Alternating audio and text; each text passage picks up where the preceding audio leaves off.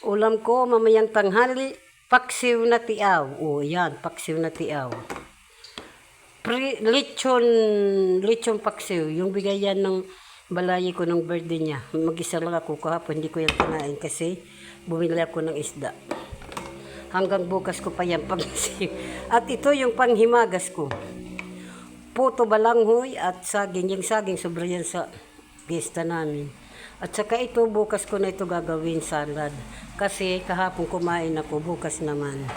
Para hindi hindi nakakasawang kainin. Ayan, ulam ko na yan. Goodbye guys. Hello! Prito naman tayo ng saging. Last na ito. Sobra sa pista. Hindi lahat na hinog. Meron pa, priprituhin ko lang. Wala ng aso-asukal.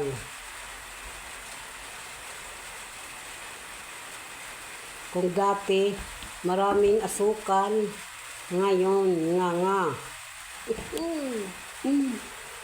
Kay, matanda na tayo. Bawal na ang sugar. Gar.